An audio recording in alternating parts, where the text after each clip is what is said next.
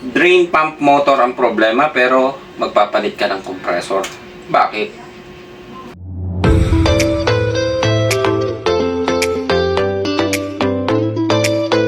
So asap na mapaandar. Hihiramin daw muna yung drain pump nitong kabilang unit. Ayan, so kakalasin namin. Ito. Ayan, so binaklas muna yung drain nitong kabila. Hulog. Baka mabali pa yung ano natin. Acoustic board, bali-bali na nga eh. Yan.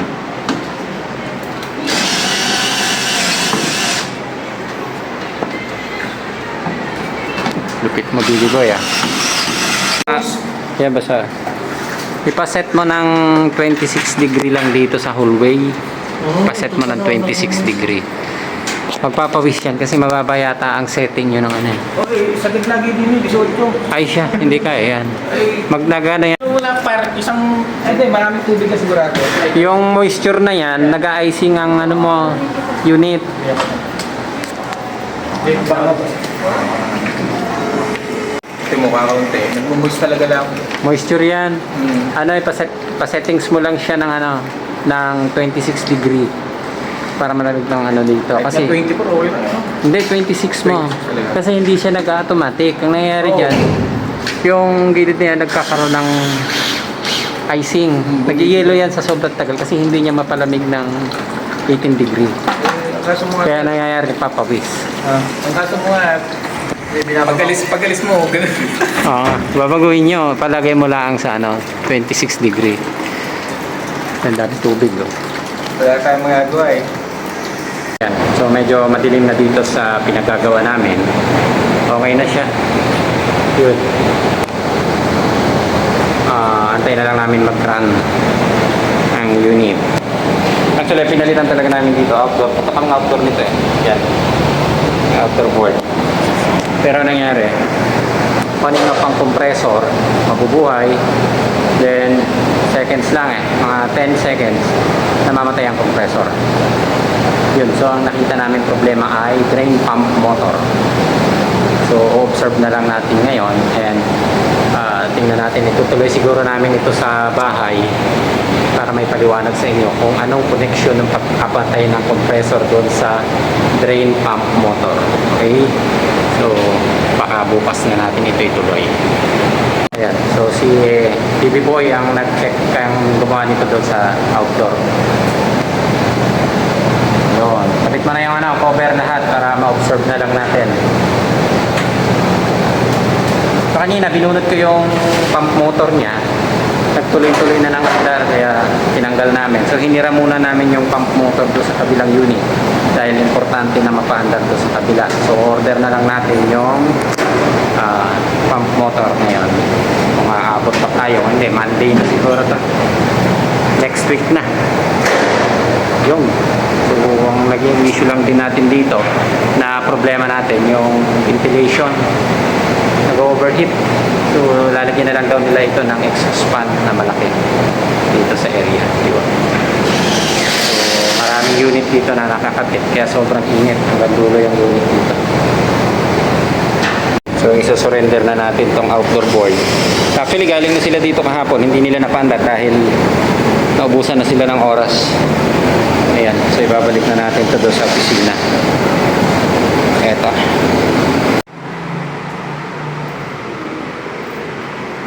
Ayan, so natapos na tayo. Okay na. Ayan. So si Billy Boy, nauna na magkakat. Okay, medyo natagalan tayo dahil inayos pa natin yung drain pump. Yung drain pump motor. Ayan, so okay na. Medyo pahirapan sa pag-trace. Okay.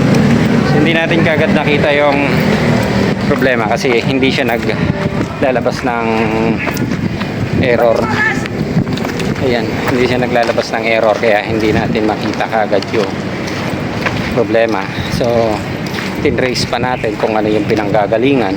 So ang nangyayari ay nagsa-shutdown ng indoor, yung compressor sa outdoor umaandar siya pero halos 5 seconds lang, then mamamatay siya, on and off, ganun siya paulit-ulit, then hindi siya naglalabas talaga ng error, on and off. Yung indoor hindi mo naman mapapansin na mamamatay. So ang naging problem pala natin ay yung pump motor. So ipapaliwanag ko sa inyo pagdating sa opisina. Ayan, so ayan, mag-aayos na lang kami ng gamit, and then medyo nagutuman na ulit. Ayan, so dito kami galing sa hospital ng Parañaque. So puro LG ang ginagamit dito. Yun. Ayan na, shoutout ko na sa mga veterans tech. Okay, so go home na muna tayo and maghanap tayo ng pagmeriendahan, medyo nagutom na. Okay, ayos. Alam nyo ba na itong drain motor na ito ng LG, kung titingnan nyo, napakasimple, di ba? Pero ang laki ng impact, ang laki ng problema, no? Ang kadalasan tinutukoy na problema dito ay CH04. Pero anong connection ng CH23 doon sa error or doon sa drain pump? Okay, so ito yung drain pump motor na galing sa home service namin sa ospital ng Parañaque. So ang problema niya, namamatay yung compressor kada 3 seconds lang eh. Under ng 3 seconds, 3 to 5 seconds, then namamatay yung compressor. So nagtataka kami kung anong connection. Ayan, so yung inilalabas na error niya talaga is kung titingnan natin, yung error na inilalabas niya is CH23. Hindi siya CH04. Kapag ka lumabas yung CH23, ang tinutukoy natin na problema ay pwedeng faulty compressor or ano pa ba yung pwede? Faulty compressor or insufficient, not sufficient power supply, or parang may kinakapos sa supply or nag-over voltage. Pwedeng ganun eh ang tinutukoy. Pwede rin sa sensor, pwedeng sa fan motor na nag-overheat. Then kung i-analyze natin yung problema ng CH23, kasi parang ang tinutukoy niya compressor or board na. So possible mapapaisip tayo alin yung uunahin natin, board, compressor or sensor. Siyempre unahin natin i-check muna. Pupunta muna tayo sa sensor kung anong problema, kung okay naman ang mga sensor, kasi pwede natin i-check eh. Pero yung board mismo, kung wala kang pang actual or wala kang ibang, kasi maandar ang compressor, hindi mo kaagad siya makikita. Pwede natin pagdudahan yung mga driver IC, IPM. Pwede, kasi hindi lahat ng spare parts pwedeng i-check sa tester. Mapwera na lang kung talagang isasalpak natin sa board. So katulad ng mga ginagawa namin ngayon dito na BRF, so papaandarin lang namin dito yung power supply, then saka pa siya isasalpak. Doon pa lang natin malalaman kung may iba pa siyang problema. Okay, so balik tayo dito sa drain pump motor. So kapag ka hindi gumagalaw ang float switch o sensor, ito, sensor o float switch kung tawagin natin, kung nag-stuck siya na nakaangat dahil may tubig, so pagdududahan natin, ang lalabas dyan CH04. Kadalasan CH04 or 4 na blink.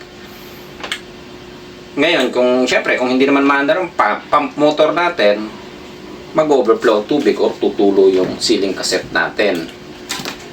Ngayon, ang pagtatakasan talaga natin is, kung hindi lumabas si CH04, paano natin madidetermine na may problema ang pump motor?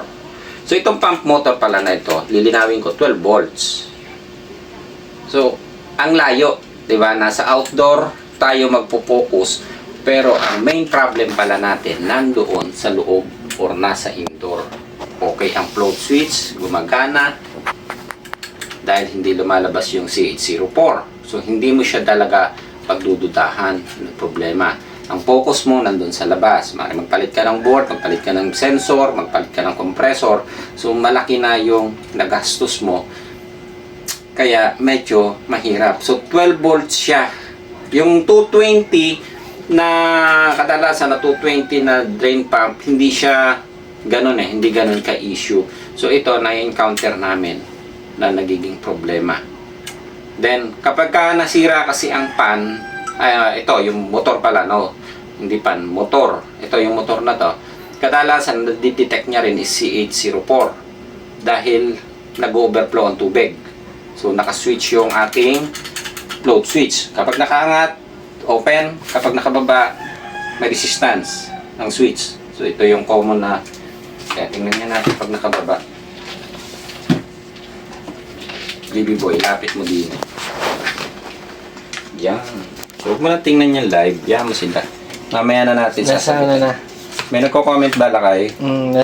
Magpapa-shoutout na sa Mayroong sagot 100. dito na hindi ano. Sige. Dapat dyan sa cellphone. Ah, okay. Ayaw nga, no? Ayan, no? Teka, kasi hindi ko maidikit yung tester ko, eh. 101 na viewers mo eh. Yan. Ito yung resistance.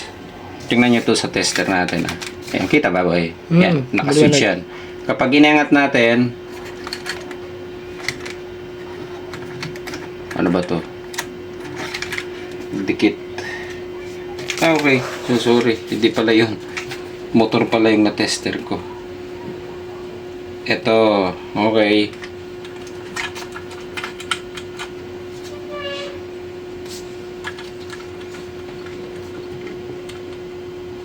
Yan. Angat. Ayun. Nakababa. So, pag nakababa, may resistance. So, yung nanonood sa live natin, tingnan nyo naman tingnan nyo na lang doon sa YouTube. Makikita nyo naman yan doon. Ayan. Papakita ko lang din sa digital.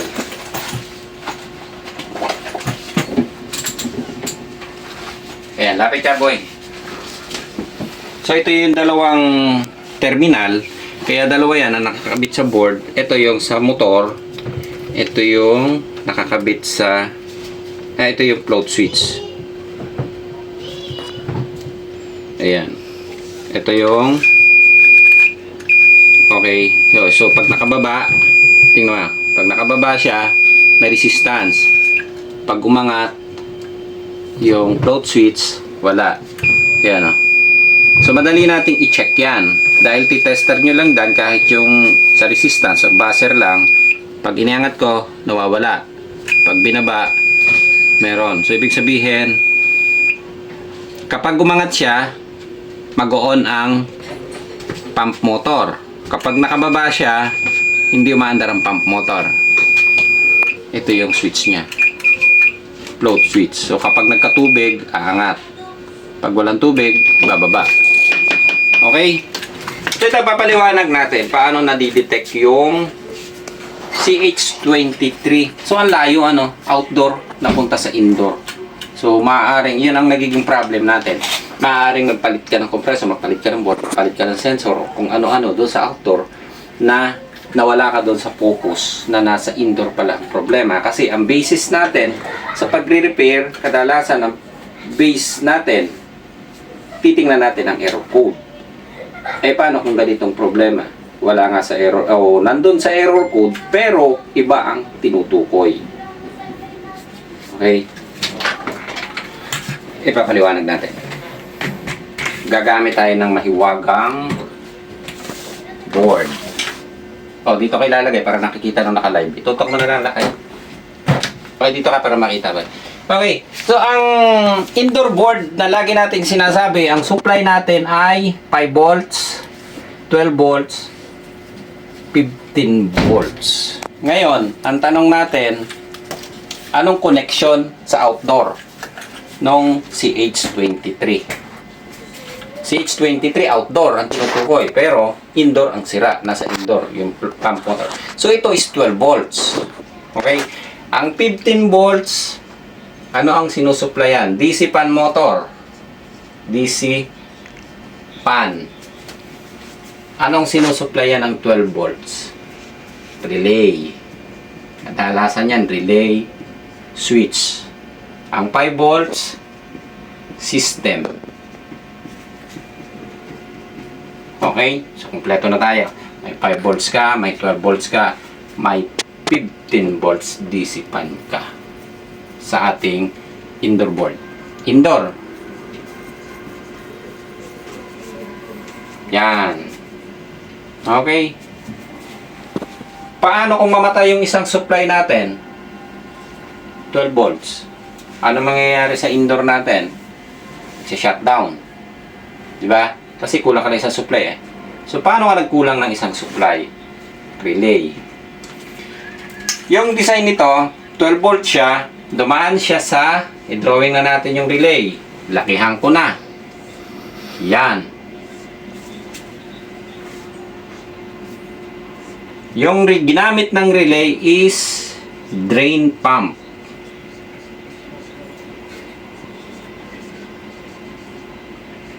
Yan. Okay. Galing doon sa 12 volts. Ang relay natin ay ang ating drain pump ay 12 volts. So, ito yung positive. Ito yung negative supply. Ilapit mo na lang para makita yung drawing natin. Sige, makikita. Positive and negative supply. So, ito ay negative supply. So, para maging 12 volts to at umandar yung drain pump natin, dapat magsuswitch tong relay, di ba? Okay. Kapag nag-switch yung relay, aandar si drain pump. Run. Magra-run na siya. Ngayon, ang tanong pa rin natin, anong connection pa rin sa outdoor, di ba? Mapapaisip pa rin tayo eh. Doon natin ipapasok ngayon, i-analyze natin yung problema. Anong connection ng indoor doon sa tinutukoy na CH23? Bakit 23 ang nadidetect natin na nasa outdoor? Okay, simple. Yung aking drain pump, titesterin ko, pakita ko sa inyo ha. Etong black, negative, yung isa, positive. Yung drain pump natin, pag tinester natin, nagkaroon ng shorted yung, yun o, ang taas, ay ang baba ng resistance pala. Ayan. Okay. So, pag tinester nyo yung bago nito, halos mababang resistance lang yan, lalo na sa anode digital. Okay. Yan o. Naka-short. So, ang nangyayari ganito. Simpleng analyze, simpleng problema. Nag-switch yung ating relay. Dapat aandar si drain. Ay, ang problema, shorted yung paa. Shorted tong dalawang paa na positive and negative. So, anong mangyayari kapag nag-switch ito? Anong mangyayari dun sa 12 volts? Shorted eh. So, yung ground, pupunta yan. Magiging short. Magkaka-short siya. So, ibig sabihin, kapag ka nag-short yung positive at negative supply na 12 volts, mawawala yung 12 volts. Diba? Mamatay. Patay yung 12 volts. Magdadrop ang supply. Kung hindi siya nawala, magdadrop. So, maaaring maging 5. So, anong mangyayari doon sa circuit? Wala akong sample pala ng board dito, no? Okay, sample natin to. Ano mangyayari doon sa circuit? Ito, power supply section. Ano mangyayari doon sa supply kung nawala ang 12 volts? Diba? Yung 12 volts, katulad nito, ano ba tong isa? Yung 12 volts, bago ito mag 5, usually, sa 12 volts, kumukuha yung 5 volts. Dumadaan sa 7805. Buburahin ko muna to ah. Yan. 1, 2, 3. 5 volts. Negative supply. Ito yung input. So, kung dito yung kumuha sa 12 volts, papunta doon. Ayan. Kung nag-drop ang relay natin, nawala si 12 volts, mawawala rin si 5 volts. Patay ito. Ang natitira mo lang 15. So, maaari pa rin mag-drop yung 15 mo dahil namatay, nag-short eh. Nagkaroon na short yung isang linya ng supply. Eh di namatay din yung 5 volts mo. Wala kang supply sa system. Ano mangyayari? Mamamatay yung indoor mo. Pansamantalang mamamatay kasi pipitik yung relay eh. Mabilis na pumitik lang to eh. Halos seconds lang. Pipitik siya kasi aandar nga yung pump. Pag andar ng pump, ay pagka-supply dun sa pump, ayan, pump. Pag nagka-supply dun sa pump, magsushort yung 12, mamamatay yung 5 volts natin. Ano mangyayari? On and off, on and off. So, doon sa on and off niya, nagdadrop pati yung outdoor natin, yung supply ng outdoor, nag-on and off dahil sa indoor nang gagaling yung command ng communication para i-switch yung relay ng outdoor. So, ang nadidetect niya, not sufficient supply dahil on and off ang supply. So, ang lumalabas na error sa kanya, 23. Kasi nga, namamatay yung indoor. On and off. Mabilis Mabilis siyang namamatay. Seconds, 1 o 2 hanggang 3 seconds lang. Based sa observation namin. Halos pumapatak lang ng 3 seconds.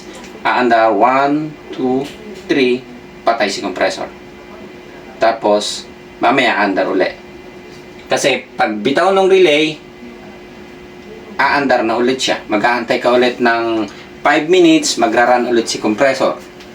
Pag run ng compressor, susunod na switch naman yun ulit yung relay natin para doon sa pump motor. Kasi aandar yun Pagka na-detect niya ulit yun, magkakaroon ulit ng short, patay na naman siya.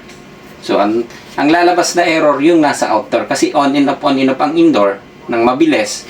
Hindi siya totally namamatay kagad kasi doon sa 5 volts, pag off nun, may natitira pa siyang bahagyang voltage na hindi siya bumaba. Maaaring naging 3.3 lang siya doon sa system. Pero, namamatay ang indoor. Kukurap siya ng mabilis. Pag-andar ng compressor, pag sumabay ito, mamamatay si indoor. Pag namatay si indoor, mag-on ulit bigla dahil bumitaw na yung relay nawala na ulit yung shorted. So, tuloy-tuloy na ulit ang andar. Antay ka ulit ng 5 minutes. Ganon, pabalik-balik. Hanggang sa ma-detect niya yung error na 23. Yun. So, maaari rin maglabas ng CH05 kung matagal na magsuswitch ito at totaling mag-cut. So, maaari maglabas ng CH05. Pero, ang nakita naming error na lumabas, 23. Dahil doon sa drain pump. So, nasa indoor. Wala sa outdoor ang problema. Yun. So, okay na tayo dito. Maliwanag na. Yan yung ginawa namin doon sa home service na ito, in order pa rin namin yung pump motor. Kadalasan itong pump motor na ito nag-o-open. Hindi siya nag-short. Nag-o-open siya. Or, nag-i-stack up. Hindi maandar yung motor. Pero ito, sa issue nito, ang nangyari sa kanya, nagkaroon ng short ang loob. So, ang nagiging dahilan nito kasi minsan, kaya madaling nasisira yung pump motor na ito dahil madumi ang unit. Yung ating float switch, minsan, kapag naipunan ng dumi dito, nakaswitch siya, nakaangat. So, ibig sabihin, umaandar ang pump. Kahit wala na siyang tubig, umaandar pa rin yung drain pump natin. So, dapat nandun. Dapat laging malinis siya.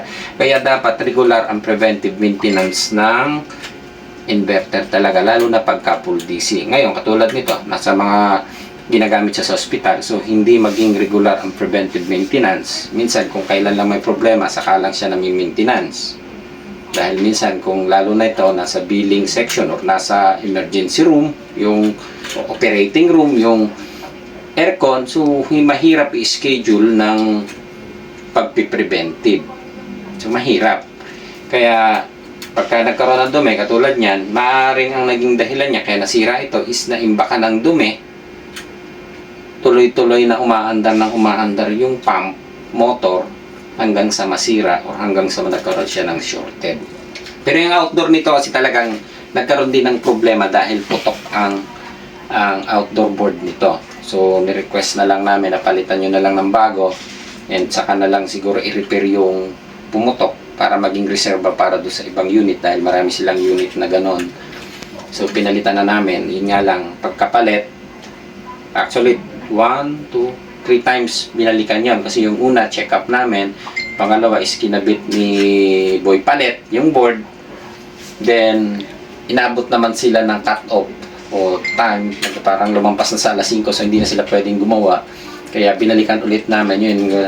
Ako na yung pumunta para i-check up yung unit. Ayun, so inanalyze lang din namin bakit CH23 ang nadidetect niya pero nasa indoor ang problema. Ayun. So, yun yung paliwanag natin dito.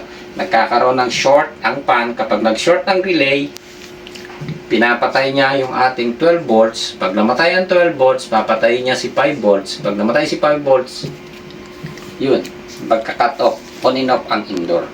Mabilis siya eh. Seconds lang talaga siya eh. Pag-cut nito, pak, patay yung compressor din, sabay si indoor. So, akala nung system ng ating indoor, ang nadidetect niya ay si outdoor. Akala niya ang may problema si outdoor. Hindi niya nadidetect ito. Kasi yung pump nito is direct. Kapag ka, ayan, i-correct natin. Kapag ka relay type kasi ang ginagamit na out o switching, usually, ang relay, hindi yan nadidetect ng system. Hindi nadidetect ng system. Kahit doon sa mga pan motor na DC, AC, hindi nadidetect basta-basta ng system. Ang nadidetect niya doon sa pan motor ay yung sensor na nakakabit sa loob na hindi umiikot yung pan. Ayun. Kaya, medyo mahirap i-analyze kasi baka maka-trouble kayo kay senior namin. Baka mamaya ma-encounter nyo yung ganitong problema. Magpalit ka ng outdoor, magpalit ka ng compressor, magpalit ka ng sensor. Pero ang problema nyo pala nandito lang sa ating drain pump motor. Okay, so nachi-check naman siya eh. Kapag nakita nyo yan, maaaring puntahan nyo na ang indoor. Huwag na kayong mag-focus muna doon. Kung wala kang basta makita, i-check nyo rin ang indoor para makasigurado din kayo. So, unang-una lang na mag-check natin, power supply, maayos ba yung supply. So, first step kasi na ginagawa talaga kapag mag-check na, lalo na sa electronic product, unang-una, power supply. I-check natin, tama ba, stable ba ang supply. Then, saka tayo magpuproceed sa troubleshooting. Pupuntahan nyo yung outdoor, yung indoor. Then, second na ginagawa namin, sa amin na, kine-check muna namin yung mga sensor, mga EEB, pan, okay ba, normal, wala bang corrosion, walang butike, kadalasan butike, kalaban, no, langgam, maayos ba. Then, yun pa yung proceed natin bago tayo mag-troubleshooting. Ayun. Sabi nga ni Boy Palet, pinakamabilis, palitan mo ang board. Tapos, kung hindi mga gumana sa palit ng board, palitan mo ang compressor, palitan mo ang fan. Pag hindi pa gumana, Palitik niya. palitan mo ang technician. Yun ang sagot. Palitan mo aircon. Madali naman ang sagot. Ano? Yan. Ayos. Okay.